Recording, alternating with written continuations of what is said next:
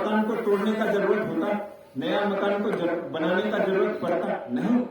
वो सब सत्य नहीं है, इसलिए तो एक टूटता है फिर दूसरा नया बन जाता है।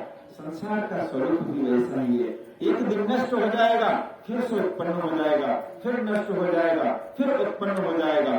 पुनरपि जननम पुनरपि मरणम पुनरपि जननी जठरे शयनम। जैसे जीव का स्वभाव है वैसे ही संसार का स्वभाव है, वैसे ही प्रकृति का स्वभाव है।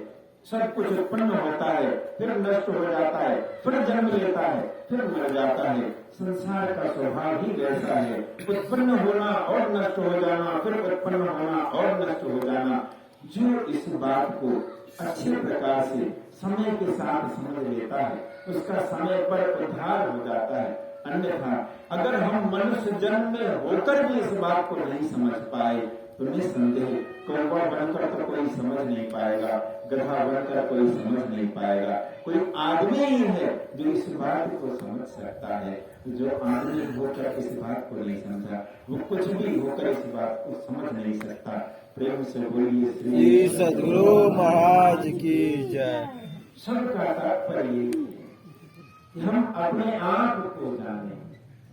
भाग्योदयेन बहुजन्म समर्जितेन सत्संगम चलन्ते पुरुषो यदावे अज्ञान हेतु कृत मोह मदांधकार नाशम निदाय की तरो धरते विवेका।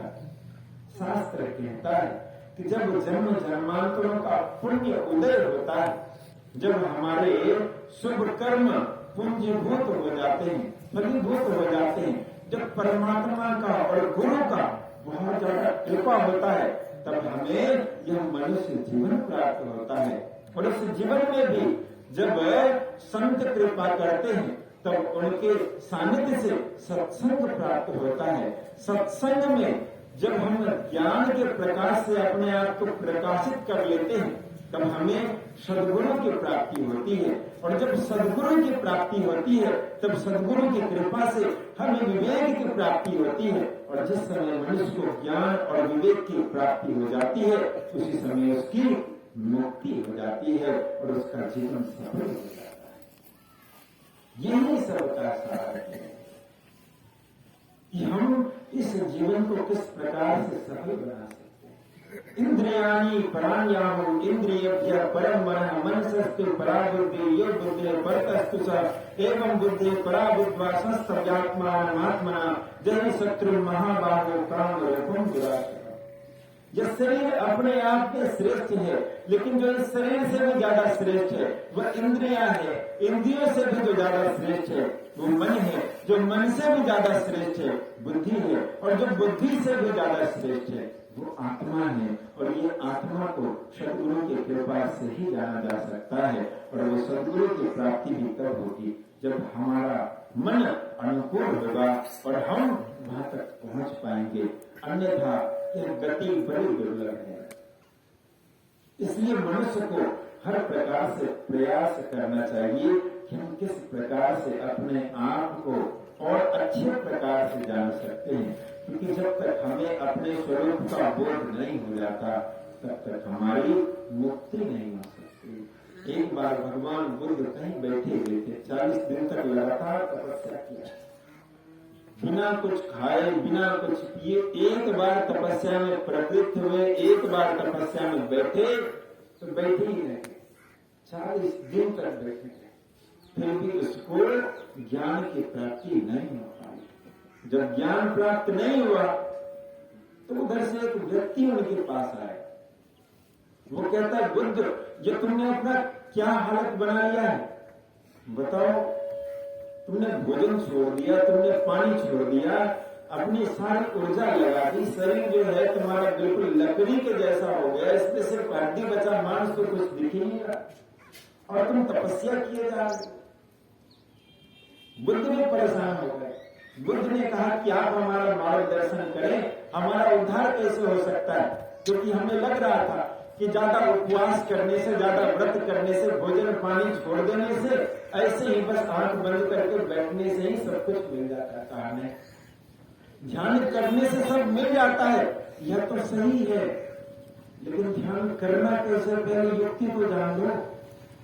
उनके बाद अब ऐसा नहीं है कि तुम्हें उपासना करना है तुम्हें ध्यान साधना करना है तो भोजन और पानी को छोड़ना ही पड़ेगा।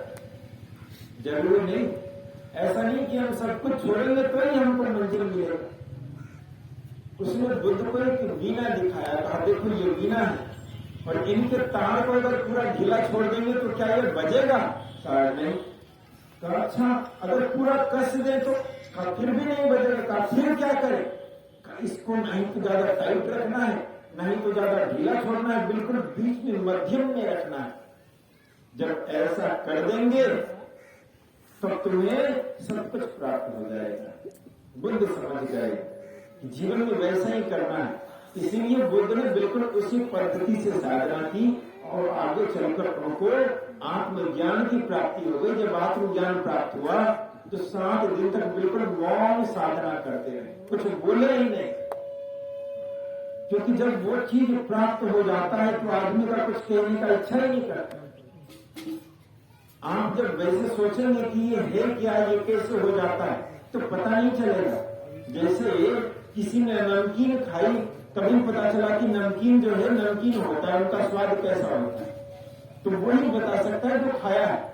जो नहीं खाया वो अनुमान से बता देगा, सुन के बता देगा, लेकिन नमकीन में कितना नमकीन लगा ये तो खाने वाला ही बता सकता है। मीठा तो सब है, लड्डू भी मीठा है, रसगुल्ला भी मीठा है और तरह तरह की बर्फी आती वो भी मीठी है, लेकिन कौन कितना मीठा है और किसमें किस प्रकार का मिठास है यह तो खाने वाला ही, स्वाद लेने वाला ही बता सकता है। इसी प्रकार से ध्यान का जो फल होता है, साधना का जो फल होता है, आत्मज्ञान पर प्राप्त करने के बाद जो अनुभूति होता है वो तो वो ही बता सकता है जिसने अनुभव किया है, बाकी दूसरा नहीं बता सकता। इसलिए जब बुद्ध को ज्ञान की प्राप्ति हुई तो उसने अष्टांगिक मार्ग दिया, मध्यम मार्ग दिया। मध्यम मार्ग क्या होता है? जैसे बुद्ध को उसने बताया कि वीणा के तार को नहीं तो ज्यादा टाइट करना है, नहीं तो ज्यादा ढीला करना है, उसी प्रकार से भगवान बुद्ध ने कहा कि हमारा जीवन भी वैसा ही होना चाहिए, सब कुछ मध्यम करना है। जैसे खाने में भी मध्यम, नहीं तो ज्यादा खाना चाहिए, नहीं तो कम खाना चाहिए, क्योंकि अगर ज्यादा खाएंगे तो तुरंत नींद आ जाएगा और बिल्कुल भी नहीं खाएंगे, कम खाएंगे तो कमजोर पड़ जाएंगे, शरीर कमजोर पड़ जाएगा। तो नहीं तो ज्यादा खाना चाहिए, नहीं तो कम खाना चाहिए। लेकिन आदमी करता क्या है? अगर कुछ अच्छा खाने को मिल जाए तो 4 दिन का 1 दिन में खा लेता है। कल को कल क्या मिलेगा कौन जानता है। आज बड़े मुश्किल से बाराती में भोज में आए हैं, चलो फिर 10 दिन का 1 दिन में खींचा जाए, ऐसे ही कर तो पता नहीं कितने कितने खा जाते। एक आदमी से हम मिले तो वो कुछ दिन पहले का बात है, तो हम उनके घर में वैसे मेहमान हुए, उनको आने में थोड़ा विलम्ब हो गया। उनके घर वालों ने कहा कि आज ये कहीं भोज खाने के लिए गए, किसी का शादी। हम बोले तो बहुत अच्छा है। उनके बाद भोज खाकर आए तो अपने पेट पर हाथ घुमा रहे। हम बोले भाई आज तो आप बहुत खुश दिख रहे हैं, तो क्या बात है? उसने कहा क्या बताएं, आज हम जिसके यहाँ पर भोज खाने गए इतना खाए कि बच्चा से लेके आज तक इतना नहीं खाया। कहा तुम आज इतना कैसे खा लिए? वो कहता है क्या बताए, जिस आदमी के यहाँ पर खाने गए वो इतना कंजूस है कि आज तक कभी कुछ खिलाया पिलाया है, तो आज हम सोचे कि सब दिन का बदला आज ही निकाल के आ जाए, तो पूरा ही खा के आ गया। तो वही है कि जो लोग अब जबरदस्ती करते हैं, फिर अब पेट खराब होगा तो शरीर बीमार होगा तो पता। इसलिए भगवान बुद्ध ने मध्यम मार्ग को बताया कि कुछ नहीं तो ज्यादा करना है, नहीं तो कम करना है, नहीं तो ज्यादा बोले, नहीं तो कम बोले, बिल्कुल मध्यम में बोले, जितना जरूरत हो उतना ही। अब देखिए शास्त्र क्या कहता है, सत्यम ब्रूयात् प्रियम ब्रूयात् न ब्रूयात् सत्यम प्रियम प्रियम जनानितम ब्रूयात् एषः धर्मः सनातनः। कहता है सत्य बोले, प्रिय बोले और समय के अनुसार, व्यक्ति के अनुसार, स्थान के अनुसार बोले।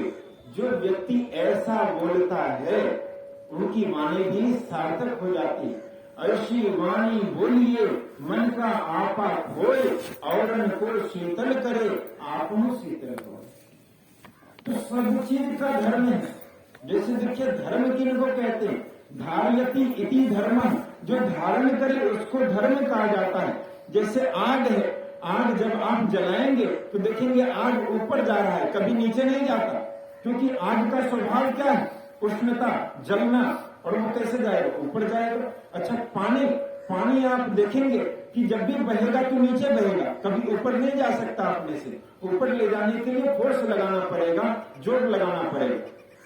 इसी प्रकार से जो जिसको धारण करता है वही उनका धर्म बन जाता है। धर्म का वास्तव में मतलब क्या है, धृति, क्षमा, दमो, अस्तियम, शौचम, इंद्रिय निग्रह, दुर्विद्या, सत्यम, अक्रोधो, दशकम, धर्म लक्षणम। तो धर्म के ये 10 लक्षण शास्त्र में बताए गए। उनके बाद छोड़िए, ये सब झंझट में नहीं पड़ना है। धर्म किनको कहते हैं बिल्कुल साधारण तरीके से समझिए। तो धर्म के लिए क्या कहते हैं, यतो अभ्युदय निःश्रेयस सिद्धि स धर्म, जो अभ्युदय और निःश्रेयस को प्राप्त करा दे उसको धर्म कहते हैं। अच्छा अभ्युदय और निःश्रेयस किनको कहते हैं, तो अभ्युदय मतलब हो गया संसारिक उन्नति। जैसे कोई संसार में मान लीजिए बिल्कुल निर्धन है, तो उनके पास थोड़ा सा धन हो गया तो उन्नति हुआ कि नहीं। जिसके पास सुख सुविधा कम हो, थोड़ा सुख सुविधा बढ़ गया तो उन्नति हुआ कि नहीं। इसी प्रकार से जो हमें संसार का भी सुख प्राप्त करा दे और भगवान का भी सुख प्राप्त करा दे उसी को धर्म कहते हैं। जो हमारे संसार की भी उन्नति करा दे और आध्यात्मिकता की भी उन्नति करा दे उसी को धर्म कहते हैं। जो हमें लोक और परलोक दोनों जगह सुख प्रदान कर पाए उसी को धर्म कहते हैं। धर्म की साधारणता यही परिभाषा है, जो आपको हर अवस्था में सुख दे पाए वास्तव में वही धर्म कहलाता है। जो आप जहां भी हैं हर जगह आपको प्रसन्न कर पाए वही वास्तव में धर्म कहलाता है। इसलिए जो धर्म का पालन करता है धर्म उनकी रक्षा करता है। धर्मो रक्षति रक्षिता, जो धर्म की रक्षा करेगा धर्म भी उसकी रक्षा करेगा। जो धर्म का पालन करेगा तो धर्म भी उनका पालन करेगा।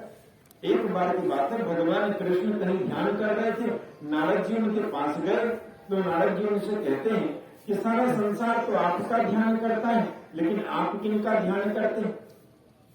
तो भगवान कृष्ण कहते हैं देखो नारद, बात ऐसी है कि जो हमारा ध्यान करता है हम भी उन्हीं का ध्यान करते हैं। तो इसी प्रकार से जब आप गुरु का ध्यान करेंगे तो गुरु भी आपका ध्यान करेंगे। जब आप गुरु के पास जाते हैं तो गुरु भी आपके पास आते हैं। इसी प्रकार से जब हम धर्म का पालन करते हैं तो धर्म भी हमारी रक्षा करता है। इसलिए संसार का कोई चीज कभी व्यर्थ नहीं जाता, लेकिन हमें संसार के स्वरूप को समझना होगा। अगर कोई इनके स्वरूप को समझ कर जिए तब तो आसान है, नहीं तो बहुत मुश्किल है। एक बार की बात है, एक गंधर्व था, मतलब एक कोई आदमी था। उस आदमी का स्वभाव बड़ा चंचल था। अच्छा अर्जुन भी इसी बात को कहता है, कहते चंचलम ही मन कृष्ण प्रमाति बलभद्रम तस्याहम निग्रहम मन ये वायुरीव सुदुष्करम। हे कृष्ण, मन तो बहुत चंचल है, इनको वश में करना तो बहुत मुश्किल है, तो इस चंचल मन को वश में कैसे करें। अच्छा आप एक चीज देखते होंगे, जब आप ध्यान करने के लिए आंख बंद करते, अच्छा घर में भले ही नहीं करें लेकिन यहाँ जब 5 मिनट ध्यानाभ्यास कराया जाता है तब तो जरूर करते होंगे। और ध्यान करते तब सबको पता है सबके मन में किधर किधर का बात आने लगता है। 5 मिनट में सारा दिन रात एक हो जाता है। आंख बंद करना 5 मिनट के लिए बहुत मुश्किल हो जाता है, लगभग सबके लिए हो जाता है। तो ध्यान उतना साधारण है नहीं।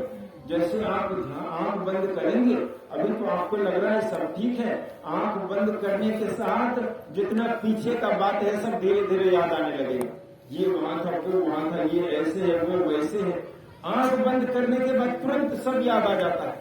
अब ऐसा लग रहा है जैसे कि सारा जो स्मृति है, सारा जो बात है वो बिल्कुल तन के खड़ा होती। आंख तो बंद करें हम सब एक साथ इस पे जो है झपट्टा मारेंगे। और वैसे ही होता है, आदमी आंख बंद करता है, कुछ इधर से बात याद आ रहा है, कुछ उधर से बात याद आ रहा है, 10 तरह का 10 दुनिया का बात तुरंत याद आने लगता है। तो अब बताइए कि हम ध्यान कर रहे हैं, आदमी को लगता है ये ध्यान करना ही बेकार है, पर ऐसा बात नहीं है, वो तो याद आएगा ही। लेकिन फिर जब ये सब बात याद आए तो हम ध्यान कैसे करें? तो ध्यान में देखिए 2 चीज विशेष रूप से होता है। एक तो ये है कि पीछे का जितना भी घटना घटा है वो सब ध्यान में याद आएगा, और आगे जो आप सोचते हैं कि ऐसा हो जाए वैसा हो जाए, तो आप फिर कल्पना करने लगेंगे ये ऐसा हो गया वो वैसा हो गया। तो ये 2 बात लगभग सभी के साथ होता है। एक तो पीछे का बात याद आता है, और एक आगे का जो होने वाला है उनके बारे में मन भटकता रहता है। तो ये मन का स्वभाव है, इसमें कोई कुछ नहीं कर सकता। तो इसको हम बदल कैसे सकते हैं, इसको हम वश में कैसे कर सकते हैं? तो देखिए एक गंधर्व था, एक राजा के पास गया, तो गंधर्व का नियम था कि वो 1 मिनट भी बैठता नहीं था, उसको कोई न कोई काम हमेशा चाहिए। तो उस राजा से कहा कि देखिए हम आपके पास आए और हम आपकी सेवा करना चाहते हैं, आप जो कहेंगे हम वो सब करेंगे, लेकिन शर्त सिर्फ ये है कि हम 1 मिनट भी खाली नहीं बैठने चाहिए, आपको हमेशा कोई न कोई काम देना पड़ेगा, तब तो हम आपके पास रहेंगे, और जो ही आप काम देना बंद कर देंगे तब हम नहीं रहेंगे। राजा ने कहा ठीक। अब राजा था, उनका बहुत बड़ा साम्राज्य, चक्रवर्ती राजा, सारे देश का काम तो एक से बढ़कर एक होगा। कहा ठीक है। तो उनको जो है सबसे पहले अपने खेत में भेज दिया कि जाओ तुम पानी पटाओ। अब देखिए आश्चर्य का बात ये था कि पानी, इतना बड़ा पृथ्वी है, पानी पटाने में उसको कोई 1-2 साल लगता है कि नहीं पूरे खेत में, तो कम से कम 1-2 महीना, वो 1-2 मिनट में पूरे खेत में पानी पटा के आ गए। अरे इतना जल्दी कर दिया, काम आपको पहले ही बोले हम सब काम बहुत जल्दी जल्दी करते हैं। क्या ऐसा करो, अब हमारे इतना बड़ा जो आंगन है सब में जाओ झाड़ू लगा, वो तुरंत सब में झाड़ू लगा, का रसोई बना तुरंत बना दिया। अब राजा सोच में पड़ गया कि भाई हमें ये पहले ही कहा है कि अगर हम 1 मिनट भी इसको खाली छोड़ देंगे तो ये हमारी हत्या कर देगा। आप पहले तो वो सोच रहा था गंधर्व से कितना काम कराए, अब वो सोच रहा है कौन काम कराए। पहले तो सोच रहा था कितना काम कराए, काम बहुत है, अब जब सब काम कर दिया वो सोचता है कौन काम कराए, हमारे पास कोई काम ही नहीं। गंधर्व बोला जल्दी करो, हम तुम्हारे पीछे बिल्कुल तन के खड़े हैं, अगले ही क्षण आपकी मृत्यु हो जाएगी, आप सोचे क्या करना है। अब राजा सोच में पड़ गया, तो अपने एक आदमी को बुलाया, कहा ऐसा करो एक बांस लाओ और इस बांस में पूरा तेल लगा दो। तो उस गंधर्व से कहा कि अब ऐसा करो, तुम कोई काम मांग रहे थे, ये एक बांस है, इसमें चढ़ो और उतरो, अच्छा कोई तेल लगा दे बांस में तो आप चढ़ सकते हैं क्या? हमेशा हाथ फिसल जाएगा, पैर फिसल जाएगा, आदमी गिर जाएगा। वो तब से जो है आज तक वैसे चढ़ और उतर कर रहा है और कुछ कर ही नहीं रहा। इसी प्रकार से मन का स्वभाव है कि आप शरीर से काम करें तो बहुत समय लगेगा, लेकिन मन आपका यहाँ बैठे हैं, आप मन इच्छा हो मुंबई जाने का तुरंत बंबई चला गया, मन इच्छा हो नेपाल जाने का मन घूम के आ गया, आपका शरीर भले यहाँ पे लेकिन मन घूम के आ गया। आप अमेरिका जाना चाहते हैं, मन वहां जाके तुरंत आ गए। तो मन का स्वभाव ऐसा है, एक क्षण भी ठहरता नहीं है, हर क्षण कहीं न कहीं भटकता रहता है, और जब तक हम मन को वश में नहीं कर लेते हैं तब तक कोई भी काम अच्छे से हो नहीं पाता है। इसलिए हम कुछ भी करना चाहें लेकिन मन को एकाग्र करना बहुत जरूरी है। इसलिए कहा चंचलम ही मन कृष्ण प्रमाति बलवत्। हे कृष्ण मन बहुत चंचल है, कैसे बस में होगा? इसके लिए एक सूत्र बताते हैं, एक फॉर्मूला बताते हैं, कहते हैं अभ्यास वैराग्यान तन निरोध और असंशय महाबाहो मन दुर्निग्रहम चरम अभ्यासेन तो कौन्तेय वैराग्येन च गृह्यते। कहते निस्संदेह मन बहुत चंचल है और बहुत प्रमथनशील स्वभाव वाला है, बहुत मुश्किल से वश में होने वाला है, लेकिन फिर भी अभ्यास और वैराग्य से बस में होता है। अभ्यास और वैराग्य क्या बताया? ये बहुत बड़ी बात बताया। कहते कि जब तक हम अभ्यास नहीं करेंगे, किसका अभ्यास? मन को बार बार वश में करने का अभ्यास। तो जब तक हम इस चीज का अभ्यास नहीं करेंगे तब तक हमारा मन वश में नहीं हो सकता है। इसलिए सबसे पहले मन को बिल्कुल वश में करना है। अच्छा देखिए, मन वश में कैसे होगा? आप जितना ज्यादा बाहर जाएंगे, जितना ज्यादा दौड़ भाग करेंगे, तो मन तो उतने जगह जाएगा। तो मन को बिल्कुल एक जगह सीमित कर ले, अपनी दिनचर्या को बांध ले कि आपको दिन भर में ये करना है, वो करना है, वो करना है, वो करना है। 5-6 काम जो आप करते हैं उतना बांध ले, ज्यादा इधर उधर ना भटके, और समय निकाल कर जितना भी आपके पास पर्याप्त समय हो उतना समय निकाल कर नित्य ध्यान का अभ्यास कीजिए। और ध्यान का अभ्यास नहीं होता है तो मानस जप कीजिए। मानस जप भी नहीं हो पाता है तो सत्संग कीजिए। सत्संग भी नहीं हो पाता है तो कोई सत्संग कर रहे हैं तो उसको सुनिए। अगर वो भी नहीं हो पाता है तो कोई अच्छा आदमी है उनके पास जाकर 10-15 मिनट बैठिए। इतना तो कर सकते हैं, तो इतना सब कर सकते हैं। तो जो काम हम कर सकते हैं हमको उस काम को करना चाहिए, क्योंकि आपका मन एकाग्र होगा ना तो आप जो चाहेंगे आप सब कर लेंगे। ये सही बात है। आप जब एकाग्र मन से संकल्प करेंगे तो जो आपका इच्छा होगा सब पूरा हो जाएगा। लेकिन मन भटकता रहेगा तो आप संकल्प ही अच्छा से नहीं कर पाएंगे, इसलिए काम भी अच्छे से नहीं हो पाएगा। तो मन को वश में करना बहुत जरूरी है, और मन को वश में करने के लिए गुरु कृपा की बहुत ज्यादा आवश्यकता है। अच्छा देखिए, एक संत थे जिसका नाम था तुकाराम।